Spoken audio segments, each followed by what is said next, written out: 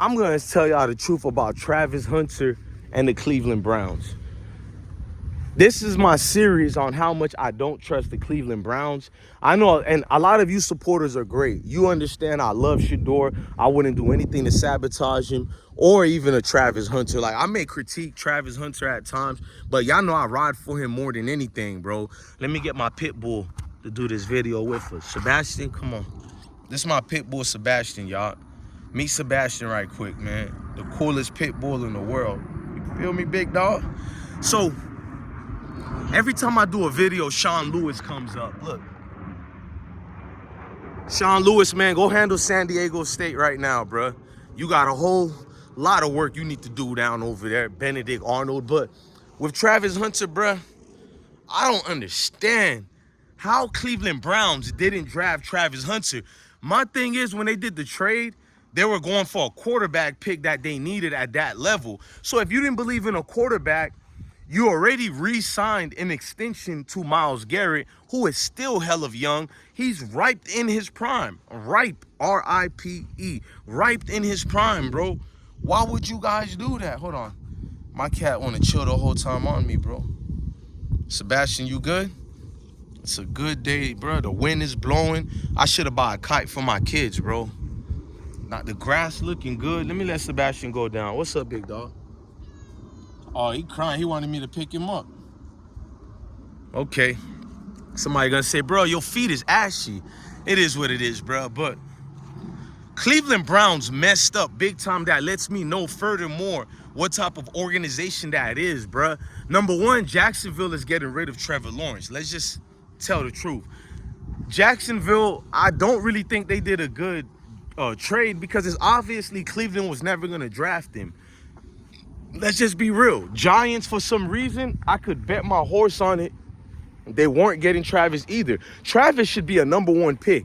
Let's get that out the way. I think Travis Hunter was a legitimate number one pick that got overlooked due to his girlfriend situation. But we're not going to get into Liana right now at all. Let's stick to the points. With Travis, whether you think he's an off-field problem with his relationship, he produces on the field. On a bad day, even against BYU, I think he was messed up because of that situation with her. But he still produced.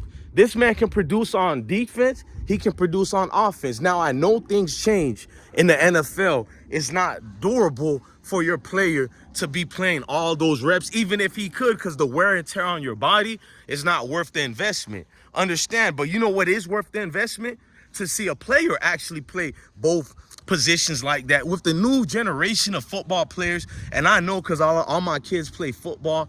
I'm saying it's a new generation and it's a new mindset. They want to see things like that. Your fans my age and older want to see that. So it brings so much change to an organization. I don't know if it's going to produce wins, but we're talking about an organization and business sense, getting the fan support. Why would you bypass Travis Hunter and trade your pick to the Jacksonville? You know, it didn't make sense at all. It shows you the incompetence of Jimmy Haslam. It shows you the incompetence of the new coach, the incompetence of the GM, just the whole entire staff and organization as one, bruh.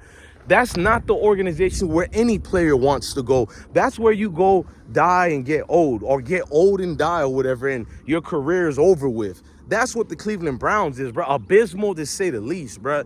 So no, I'm not excited that Shedeur is over there, because what reasons would you not draft Travis Hunter? I never took my time to talk with y'all about that, but it bothered me watching and watching and trying to make it make sense. Okay, maybe it's because of Liana. You know how many guys in the NFL right now who have relationship problems, baby mama problems? Them rich billionaires don't care about all that. They still gonna snatch you up if you're worth the pick and you're a generational talent. Is Travis Hunter a generational talent? Yes. You'll never hear me argue with that. No matter how much we critique my boy Travis, we've always given him props. We gave him props more than anything before this fiasco with the relationship with his girl. Travis is a player that I'll trade the house for, and that's what Jacksonville did. You know what I mean? But let's lay off Jacksonville and stick to the Browns still. What was the reasoning and thinking with the guy that you traded? You know, you traded and you selected someone else, but what was the reasoning and thinking of that? Who was the other best players in that draft? Like, you need so much help with that organization. I just don't get it, bro. I just don't get it. Cleveland Browns is a dysfunctional organization. When they make moves like that, clearly a lot of these NFL owners and billionaires, they don't care about the money, it's their pride. These dudes will give up millions, if not hundreds of millions, maybe even $1 billion, if it comes to their weak insecurities, bruh. Because I personally think they didn't get Travis because of how close he was to Deion Sanders. I don't care how much you guys tell me I'm wrong. What I was wrong on, I thought his stock fell because of the Liana situation. But in reality, his stock was somewhat in danger, not because of his relationship with Liana, but his relationship with Deion. The way, you know, he's been around and vexed by Deion, the way Deion, that was Deion's trophy, and that's not bad. Any coach will look at Travis as a trophy. Of course, his son is Shedeur, but no, we're talking about trophies. Travis was a trophy. You get your alumni Florida State's #1 recruit in the world, well, at least in the American level of high school sports, you know, football that is. That was the #1 prospect. You changed the whole entire game when you did that. Knowing Florida State didn't hire you, forget about a head coach. Florida State didn't even offer Deion an assistant job. Even if it was a special assistant job, Deion would have taken it, bro. If that man get to be around his alma mater and get to be around them Florida boys, man, he would have taken it, even if it was Texas itself. He got tried, bro. So he took his alma mater best player, which was Travis Hunter, who actually committed to Florida State. So a lot of people seen the power that Prime has, you know, with a Travis Hunter. So a lot of teams, I think, it was not only Shedeur they made that little situation with. They did it with several of the other players too. How did Wester get drafted low like that, bruh? If we're being real, that's a home run. He fits the norm of the new prototype receivers. The new prototype receivers are not your Megatrons anymore. I mean, that's almost a thing of the past, bro. If we're being honest, these 6'5" receivers, 6'6", they can't really escape certain routes. Megatron was a generational talent, but not every damn tall player. Calvin Benjamin had a great year, but no discipline. He left Florida State, went to the Panthers. That whole thing he had with Cam Newton, we ain't gonna get into that. He went to Buffalo Bills. You never heard from Calvin Benjamin anymore, but Wester, he has that perfect size, bro. He's the melanated Julian Edelman, and those are the new prototypes, bro. Cooper, from the Rams, I don't think he's there no more. But you got great players who were bypassed on based on who their relationships was with. Jimmy Horn Jr., how did he fall in the draft that far, bro? And I can keep going, et cetera, et cetera. But it's a never-ending story, so I'm going to just stick to this.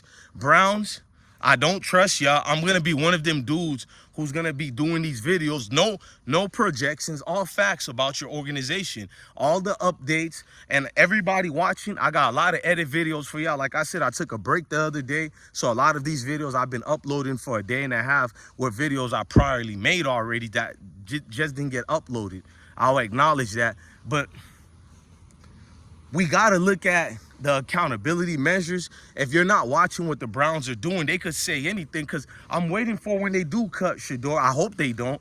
I hope he's on the roster, even if he don't start. But I don't trust this organization. So if that day does happen and they shall do that, we'll continue these actively going so everybody's informed, even people who don't understand football. You'll know if that does happen to Shedeur, where he gets cut off the team, or, you know, some type of unfairness or whatever. You know the deal already. Ain't no point of crying about it. This is who the Browns are. But what make it worse, when you add the extra spice of the primetime effect.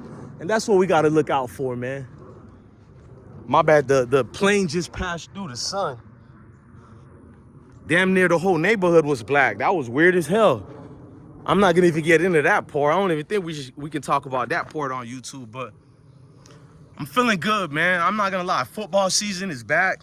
My energy is there, bro. It's just something wonderful about football, but it's also something distasteful about it. If this was a fair sport, I know life ain't fair, but I want my sports to be fair. I don't cry about what life goes or the hand that it gives me, none of that. But when it comes to football, I will call people out, because at what point you have to be a grown-up and you can't compete? Yet you always saying melanated people don't compete, we're lazy, X, Y, and Z. But when it comes to competitive sports, you people are the laziest. You people are the most corrupted. You people have all these avenues to make sure it's in your favor. So who's really the weakest and lazy by far? If we're being honest, you know, with the synopsis here. But look, man, I'm DJ Bless One, the best one.